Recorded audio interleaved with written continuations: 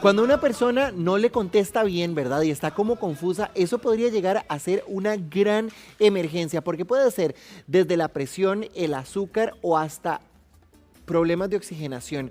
¿Qué es lo que está pasando realmente? Bueno, el doctor que está con nosotros esta mañana, Gabriel Madrid, nos va a explicar. Doctor, ¿qué pasa en una persona que no contesta, verdad? Y que uno se queda así como o balbucea. Buenos días. Muy buenos días, Rafael. Comentarte que no es normal. Evidentemente no es normal que estas cosas sucedan. Una persona que no tiene la capacidad para poder responder o se encuentra confusa es porque algo está pasando. Evidentemente, como lo mencionaste, puede ser un problema de azúcar, puede ser un problema de presión disminuida o incluso eventos más serios como un evento cardiovascular o un evento cerebrovascular que puede efectuar todos estos síntomas que está teniendo. Nuestro Facebook está completamente activo para que usted le haga todas las preguntas al doctor. Ahora bien, doctor, cuando una persona balbucea, porque no es lo mismo que un adulto mayor a una persona adulta lo haga, ¿qué determina que eso sea una emergencia? Determina muchísimo y en especial cuando esto pasa en la casa, por ejemplo, puede ser causado por muchas secuelas. Si son personas diabéticas, puede estar relacionado a una hipoglicemia, que son niveles de azúcar disminuidos o de glucosa. Si es hipertensión, etcétera, puede ser una crisis hipertensiva o casos más extremos, un evento cerebrovascular, que ahí lo que yo siempre determino es revisar mucho lo que son las pupilas cuando la persona se encuentra en esa situación. Ahora bien, dicen también que podría ser deshidratación o falta de oxigenación.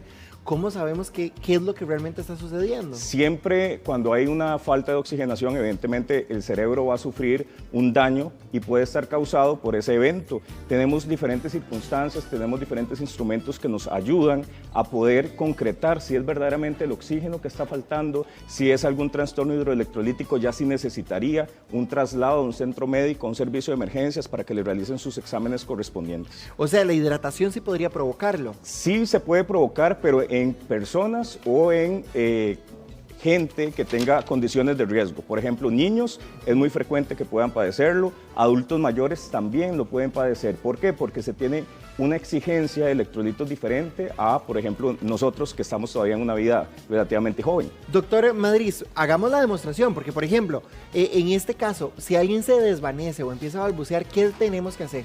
En este caso, lo primero que tenemos que hacer es, sabemos que es una emergencia, entonces vamos a ponernos de pie un momentito. ¿Sí? Y lo que tenemos que realizar, Rafael, es número uno, revisar lo primero, el pulso. ¿Ok? Entonces, ¿por qué? Porque si este paciente está inconsciente y no tiene la capacidad de responder y no se siente el pulso, estamos ante un evento cardíaco, por ejemplo, un paro cardiorrespiratorio. Tendríamos que empezar a hacer otras maniobras que, lamentablemente, si no estamos en condiciones, podríamos pues más bien perjudicar al paciente, entonces tendríamos que trasladarlo a un centro médico. Si vemos que el paciente no responde, acá tenemos un foco de pupilas y simple y sencillamente podemos revisar sus pupilas con la luz para ver si tienen una reacción o un reflejo, que eso indica que no hay un daño a nivel de su cerebro propiamente.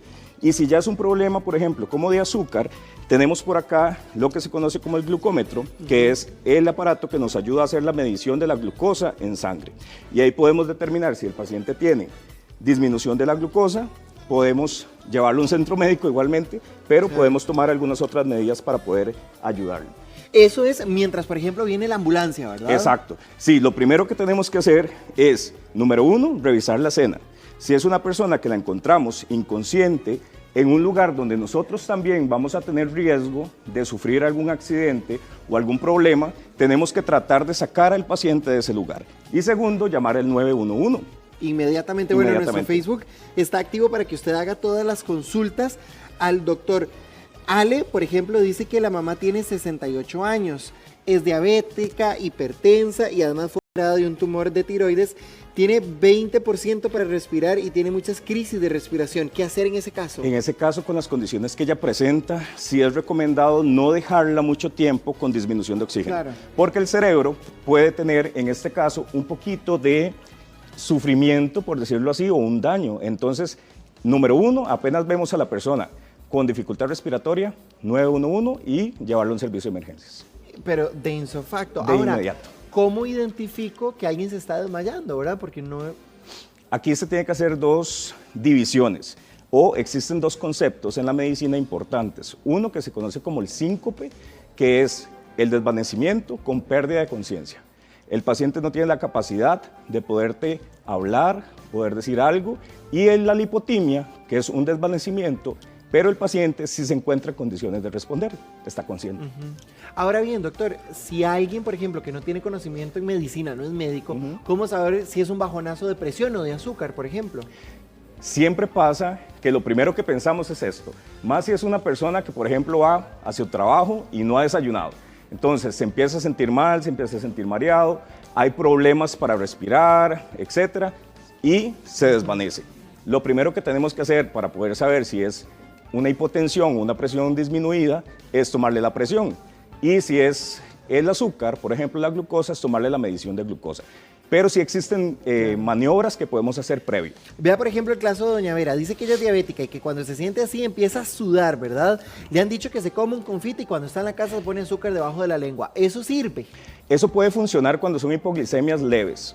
Quiere decir que el nivel de glucosa disminuyó, pero no tanto para hacer una pérdida de conciencia. Los pacientes diabéticos ya se conocen, Rafael. Ellos saben cuando se sienten bien, cuando se sienten mal, cuando tienen alguna alteración e incluso, como hace la señora en casa, ¿verdad? Pueden tomar medidas para poderse controlar sus niveles de glucosa.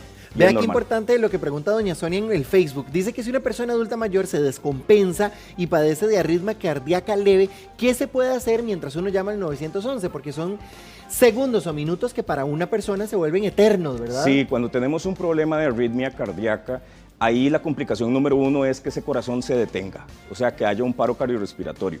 Entonces, lo primero que tenemos que hacer cuando la persona se desvanece es canalizar o tocar el pulso, ¿verdad? A nivel del cuello, a nivel de miembros superiores, para que podamos evidenciar que esa persona tiene pulso. Si tiene pulso, ¿verdad? Esperamos a que llegue la ambulancia y se traslada al centro médico. Si esa persona, por circunstancias, no tiene pulso y tenemos una parada del corazón, sí tendríamos que empezar a hacer unas maniobras que se conocen como el RCP. ¿Y qué hago? En este caso, lo primero que tendríamos que hacer son compresiones. ¿En este caso, por ejemplo? Sí, por ejemplo, nosotros lo que hacemos es canalizamos esternón o tocamos esternón, que es este hueso que está en el puro centro del tórax. Vamos a colocar la mano izquierda debajo de la mano derecha en esta posición y vamos a hacer compresiones. ¿Cuánto, doctor? Porque uno le da miedo. A ver, estamos hablando de que doña Sonia nos decía que es un adulto mayor, ¿verdad? ¿Cuánta fuerza debo yo? Digamos, normalmente lo ideal para las compresiones es que puedan disminuirse casi 5 centímetros de profundidad.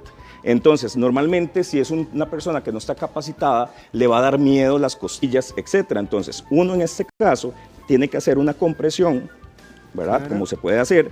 Acá el maniquí es un poco más duro, pero en la persona nosotros tenemos la capacidad de poder inclusive hundir un poco el esternón y las costillas. ¿Cuánto tiempo, doctor? Son 30 compresiones, Rafa. En este caso son 30 compresiones de esta manera y posterior se realizan 2 ventilaciones. Las ventilaciones ya sabemos muy bien, tenemos que permeabilizar vía aérea y vamos a contactar labios con labios, cerramos nariz y expiramos a la boca del paciente 2 veces y continuamos nuevamente con las compresiones. Y Dios quiera que ya haya llegado la ambulancia en ese momento, doctor. Sí, en realidad en estos casos, por eso es que nosotros como personal médico tenemos que capacitarnos con el tema de RCP. Claro. ¿Okay? ¿Por qué será? Porque nosotros muchas veces estamos expuestos a estas cosas y en la casa pasa muchísimo. Entonces, la recomendación número 1 es llamar el 911. Si hay un personal médico, enfermería, etcétera, pueden hacer las maniobras sin problema. Perfecto, doctor. Muchas gracias por acompañarnos esta mañana. Muy amable. Muy buen día a todos. Charlie Melina.